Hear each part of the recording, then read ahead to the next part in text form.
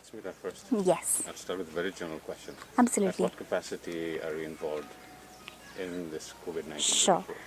So I'm a young professional in the DC office. I've been engaged specifically to work on the District Mineral Foundation Trust in Ranchi. So we have a team. There are about 5 of us on my team specifically, but there are 10 different young professionals through various fellowships and various consultancies working directly in the office of the DC of Ranchi. So all of us are working across various sectors at this time. So what has your experience been working with, for example, let's say the Jesuits or the Archdiocese at that particular level? I know you have been working with other NGOs. Maybe Yeah, we've been working with a whole range of NGOs.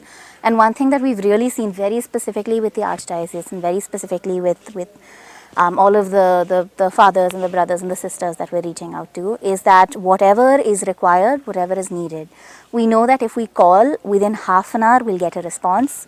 And I think like more than 95% of the time, it has always been a very positive response. And it's been one where everyone is ready to work, ready to come in, ready to, with very little notice. We've seen such incredible support and such incredible willingness to come in and serve from the members of the parish.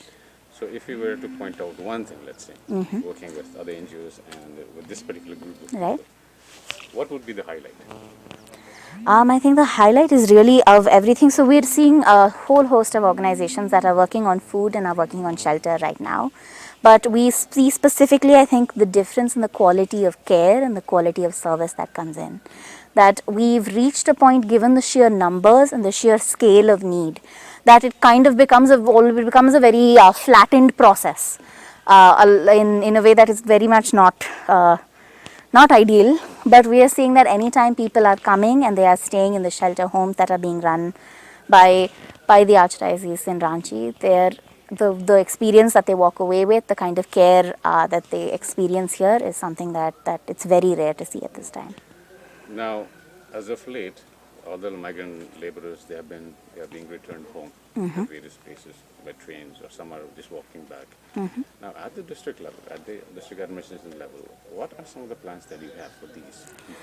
So there's I can't comment too much on what's the plan going forward, because I think there's a lot that is changing on a day-to-day basis in terms of what is being allowed, what policy is being set at the central and the state levels, what are the expectations being communicated, what are the numbers of buses, trains being made available, and the nature of coordination primarily between various districts in order to send people from one place to another.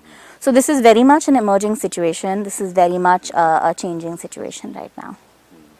Now, look, like I've talked to a couple of people here. Now, most of them, the only one wish that they have is we just want to go home. We want to go home, yeah. Okay. Now, at the district level, what are you doing? Because they cannot be staying here. They cannot extend that period. So, what are some of the things that are being planned? So, right now, what is happening is those that have to move within the state. Every single day, coordination is being done. There are at least a minimum of between 5 and 10 buses moving every single day out from Ranchi to other districts in Jharkhand. It becomes slightly more complicated when we are looking at people who need to return to other states. And that is something that requires kind of coordination between not just districts themselves, but states as well. But right now, the information that we're getting and the instructions that we're getting are to help as many people get home as possible. And so that is very much what is happening. Now, you are a young professional, as you said in the beginning. What has been some of the difficulties you have faced so far? Difficulties in the sense? Difficulties like in any sense, like you've been going around to so many places. Right. As I asked Bishop, what was the toughest nut to crack? I think, toughest nut to crack is, so when we primarily come in with the young professionals, we are not officers, we are not, we're not officially, we don't officially discharge responsibilities. The main reason we're here is to help ensure that the responsibilities that are given to the deputy commissioner, given to various officers, are being monitored, are being looked at by as many people as possible. And especially in times like these, where one of the critical points is communication.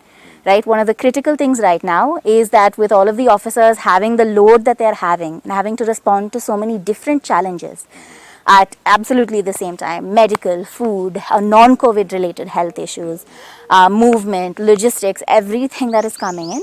I think making sure that that network of communication and everyone having the information they need in order to serve people at the right time.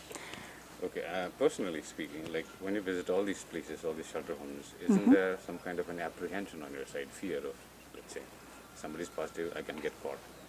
Is it there? So I think anybody who says that it's not there hasn't fully grasped the reality of the situation that we are in right now, hasn't fully kind of realized, right, the nature of COVID, the nature of our current crisis.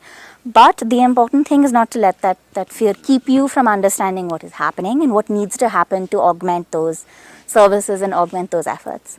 The important thing is to make sure while moving, precautions are being taken, awareness is being held. But Okay, one final question. Now, I'm quite sure, like, the Archdiocese, the Jesuits, they have some plans ahead. Let's say, may not be post-COVID, maybe even before that. So, can we expect similar support that the district administration has been giving in the future as well? I'm not officially, I can't speak for the district administration, I can't speak for anyone in any official capacity, but the kind of, of willingness and strength. Similar support. The kind of willingness and strength that we've been seeing from all kinds of voluntary organizations at this time, I think it's absolutely the kind of thing that the state needs to look at strengthening and working on channelizing better in the future. Thank you very much. Thank you.